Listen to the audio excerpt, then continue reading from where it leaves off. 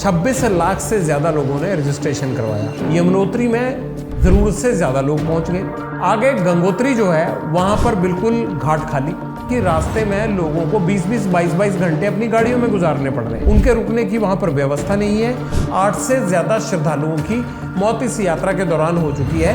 वहां पर VIP दर्शन का जो है वो सिस्टम कैंसिल कर दिया गया। जाम की एक बड़ी वजह यह भी है कि जो ऑल वेदर रोड प्रोजेक्ट चल रहा है उसमें जगह जगह कंस्ट्रक्शन का काम चल रहा है कि जब हर साल चारधाम यात्रा होती है तो इस बार लोगों को इतना कष्ट क्यों हो रहा है, इतनी परेशानी क्यों हो रही है, इतने लंबे जाम क्यों लग रहे हैं।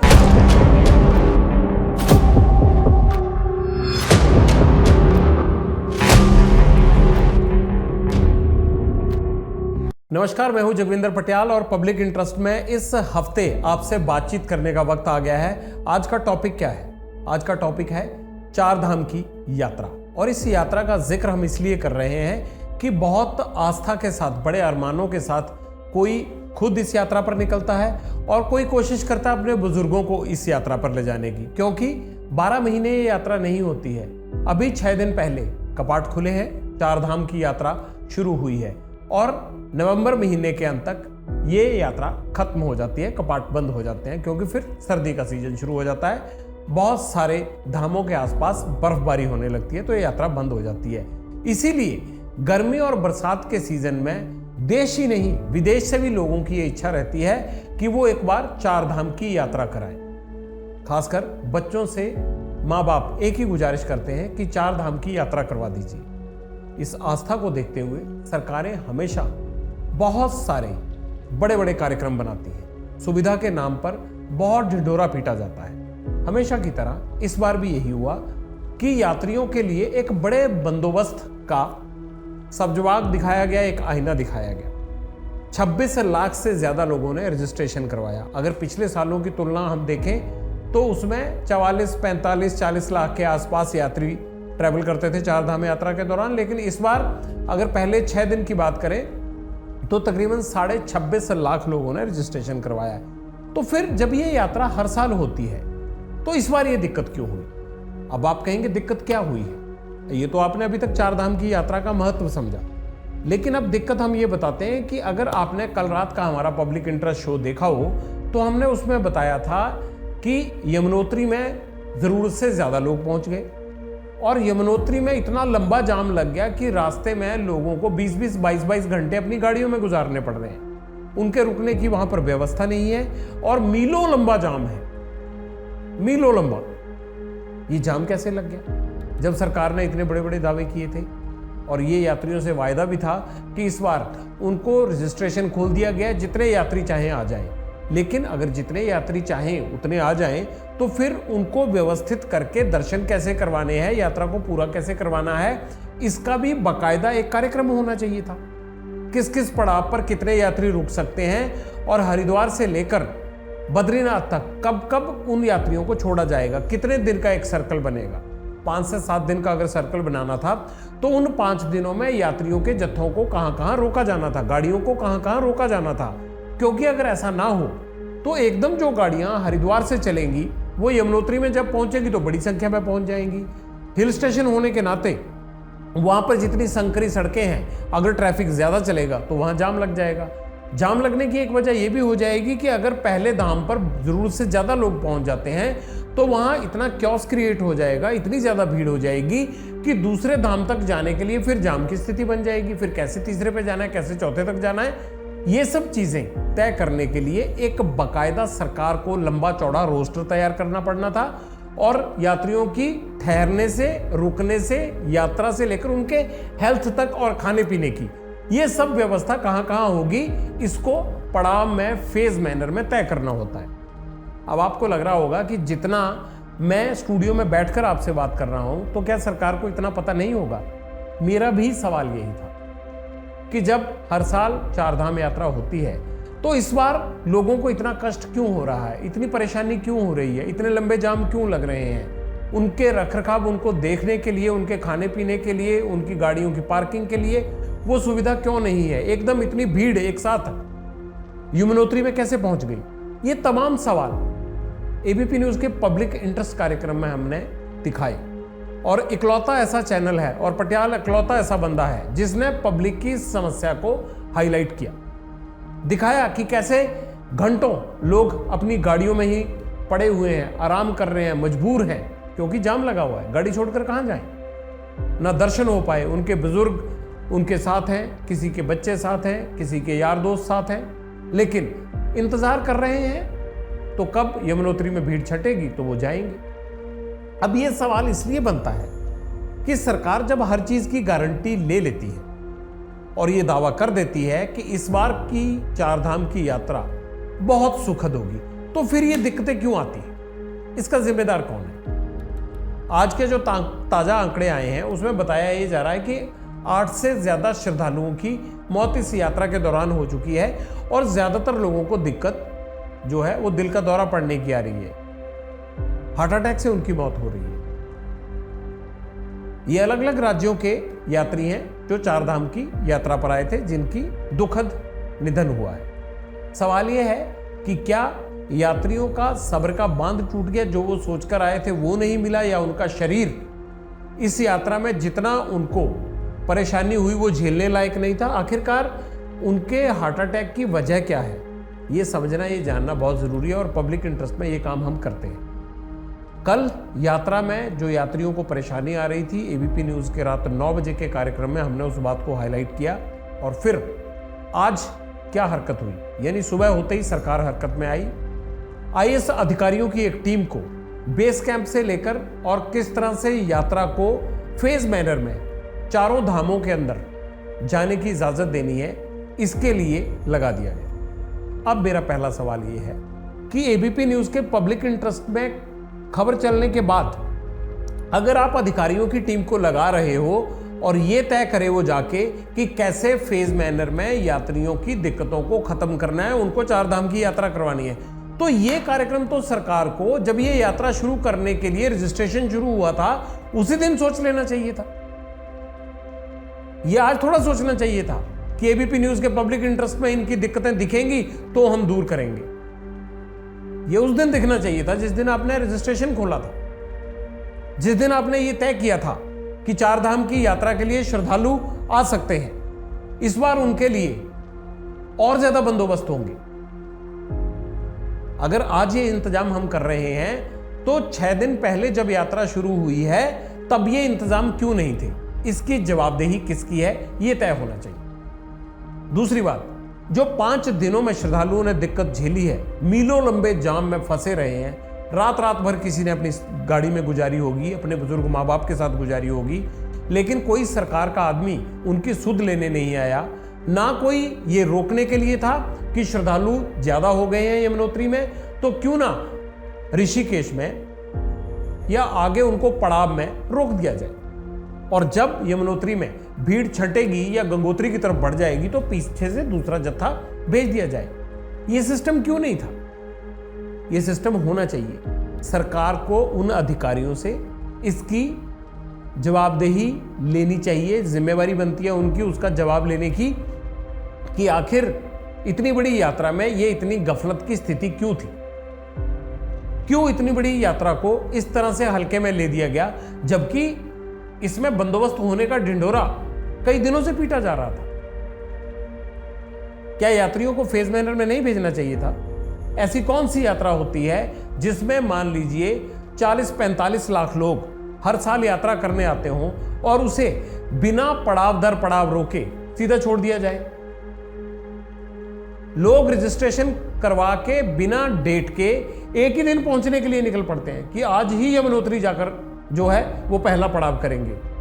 गाड़ियां लगातार चलती रहती हैं। तो भाई ये तय करना किसका फर्ज था कि आज जो आदमी रजिस्ट्रेशन करवा रहा है ये फलां डेट को यमुनोत्री पहुंचेगा और उसके बाद यहां गंगोत्री पहुंचेगा फलां डेट को, और फलां डेट को केदारनाथ, और फलां डेट को ये बद्रीनाथ पहुंचकर इस रूट से वापस आएगा। ये तो तय किया नहीं। अगर तय किया था तो ये इंप्लीमेंट क्यों नहीं हुआ, लागू क्यों नहीं हुआ? और फिर जिसने अगले दिन रजिस्ट्रेशन करवाया वो अगले दिन हरिद्वार पहुंचेगा और इसी तरह से आगे फेज मैनर में वो यमुनोत्री, गंगोत्री, केदारनाथ और बद्रीनाथ होते हुए फिर वापस आएगा। जब ये सर्कल बन जाता डेट वाइज तो सही हो जाता, दिक्कत ना होती। लेकिन हुआ क्या? जिसने रजिस्ट्रेशन करवाया, चाहे वो कल करवाया, चाहे वो आज करवाया, चाहे वो महीना पहले करवाया, चाहे वो 25 दिन पहले करवाया, चाहे वो 3 दिन पहले करवाया, वो गाड़ी उठा के निकला और सीधे यमुनोत्री पहुंचने के लिए, कोई रास्ते में रोकने वाला नहीं था। आज सरकार के अधिकारियों ने जो प्रेस कॉन्फ्रेंस की, उसमें बड़ी हद तक ये मान भी लिया कि क्योंकि यात्रा को पड़ाव दर पड़ाव रोका नहीं गया, इसलिए यमुनोत्री में जरूरत से ज्यादा भीड़ हो गई। अरे भाई, 26 लाख लोग यात्रा पर निकल पड़े। आप अंदाजा लगाइए अपने घर में बैठकर कि 26 लाख लोगों का रजिस्ट्रेशन है और वो उत्तराखंड की सड़कों पर चारधाम यात्रा के लिए निकल पड़ते हैं और उन्हें कोई रोकने वाला नहीं है, उन्हें कोई व्यवस्थित करने वाला नहीं है, उनको कहाँ रुकना है, कहाँ खाना पीना है, कहाँ मेडिकल के लिए उनकी सुविधा होगी, ये सब चीजें तय नहीं है, तो आदमियों को कितनी दिक्कत आई होगी। एक और कारण की वजह है, बहुत अच्छी कोशिश है कि ऑल वेदर रोड प्रोजेक्ट का काम चल रहा है चारों धाम का। सरकार की ये बड़ी महत्वाकांक्षा योजना है और यात्रियों की सुविधा के लिए तैयार की जा रही है कि ऑल वेदर का मतलब होता है कि चाहे मौसम कोई भी हो, धूप का हो, बारिश का हो, बर्फ का हो, ठंड का हो, सब में रोड थ्रू रहेगा। अच्छी बात है। बीआरओ को ये जिम्मा सौंपा गया है, तो कहा यह जा रहा है कि जाम की एक बड़ी वजह यह भी है कि जो ऑल वेदर रोड प्रोजेक्ट चल रहा है उसमें जगह जगह कंस्ट्रक्शन का काम चल रहा है, लिहाजा गाड़ियों को रोका जा रहा है। अब इतने लाखों लोग वहां पहुंच जाएं, ऊपर से रोड थ्रू ना हो, रोकने की कहीं व्यवस्था ना हो, रात कहां काटनी है इसके बारे में तय ना हो, एडमिनिस्ट्रेशन की चौकियां और बैरिकेडिंग ना हो कि कहां रुककर आपको कहां पार्क करना है, कहां रात काटनी है, फिर अगली सुबह कितने लोगों को आगे बढ़ना है, ये तय ना हो, ऊपर से रोड की कंस्ट्रक्शन की दिक्कत और चल रही हो। आप बताइए क्या हाल होगा वहां पे।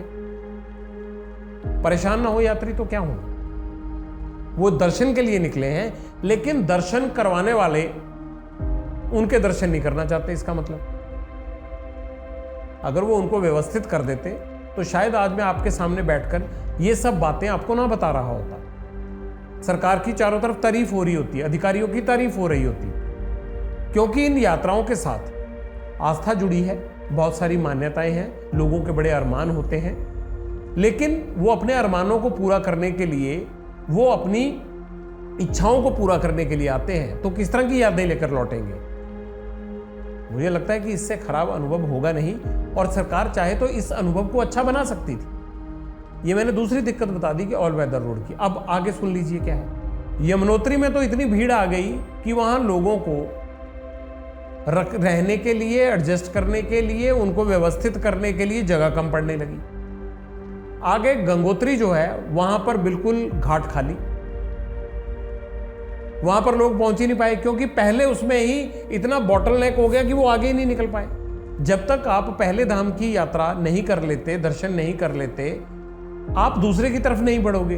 अब पहले में जरूरत से ज्यादा भीड़ हो गई, और क्योंकि वो क्राउड को जो है, वो क्राउड मैनेजमेंट सही नहीं था, वो दूसरे तक पहुंचा ही नहीं। अब दूसरे तक नहीं पहुंचा तो वहां विरोध करने लगे। विरोध कौन करने लगे? जो पंडे हैं, पुजारी हैं, दुकानदार हैं, होटल इंडस्ट्री से जुड़े लोग हैं, वो विरोध कर रहे हैं, क्योंकि क्राउड मिसमैनेजमेंट है। आप खुद अंदाजा लगाइए, अपने घर में बैठ के सोचिए, यहां से भीड़ चली, यही फंस गई, आगे वाले देख रहे हैं कि कब आएंगे।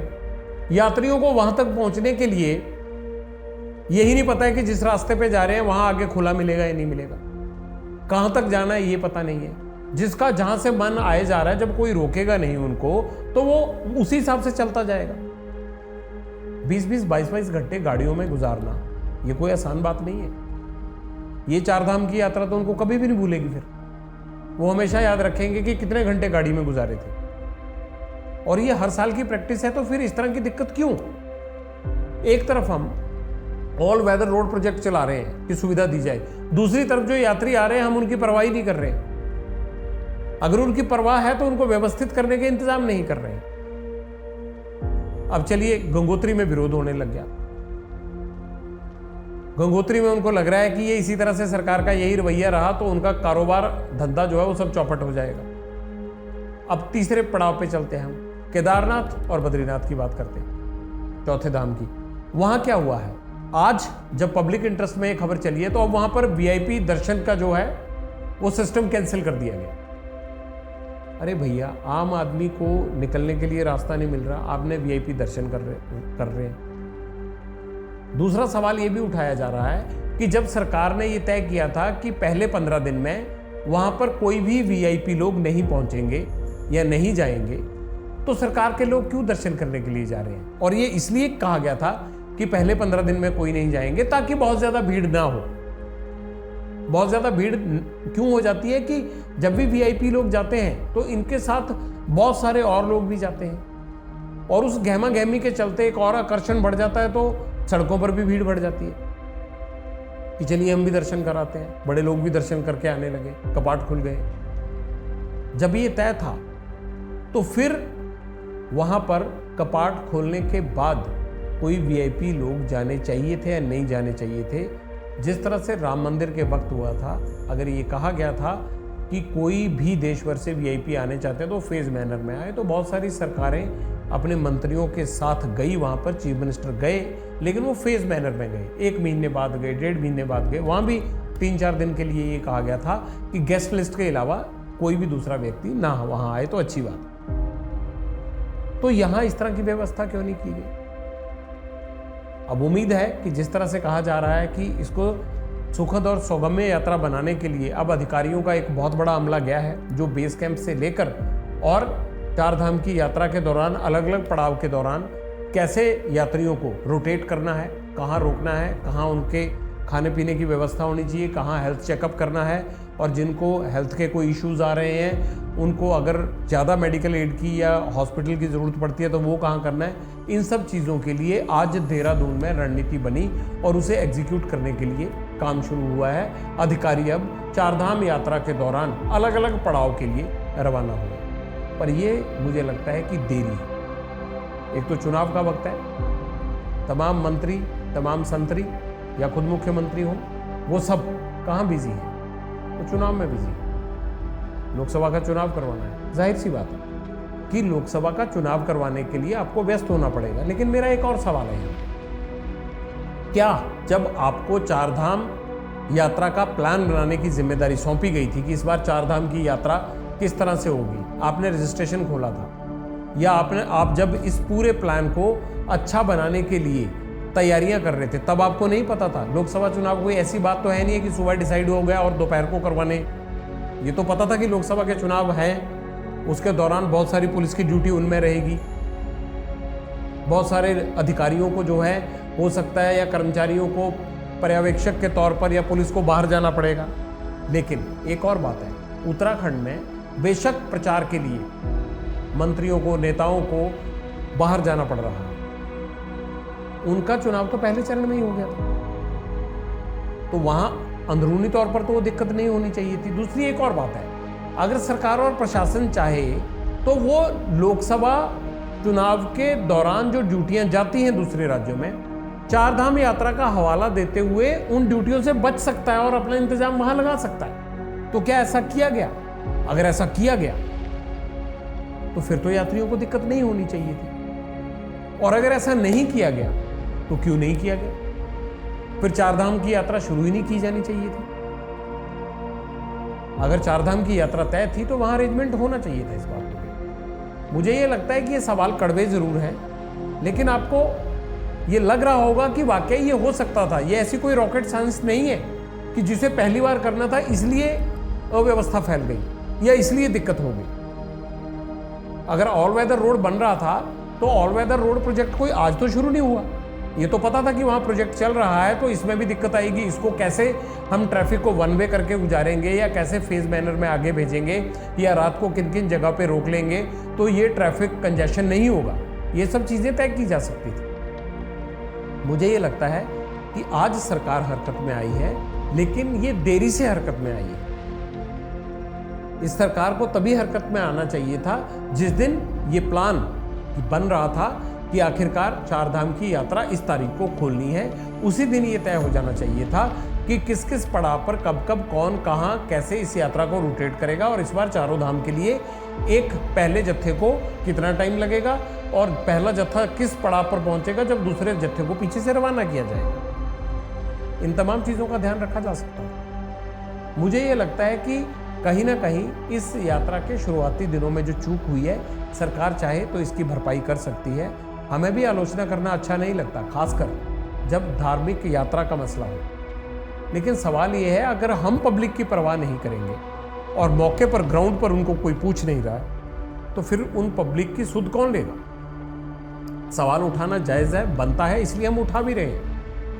और मुझे ये लगता है कि सरकार को, चाहे वो यात्री हो चाहे हम लोग हो, हमें दोबारा सवाल उठाने का मौका नहीं देना चाहिए। इसी उम्मीद के साथ आज इस कार्यक्रम को यहीं विराम देता हूं और पब्लिक इंटरेस्ट रोज रात एबीपी न्यूज़ पर आप देख ही रहे हैं। सोमवार से लेकर शुक्रवार तक आपके बहुत सारे हमें फीडबैक के जरिए मैसेज भी आते हैं और साथ ही आप हमारी खबरों को लेकर हम जो सरोकार से जुड़ी हुई, जन सरोकार से जुड़ी हुई खबरें आपको दिखाते हैं, उसको लेकर आपका बहुत ही प्रशंसनीय सहयोग भी हमें मिल रहा है। उम्मीद है कि आगे भी इसी तरह से ये चलता रहेगा।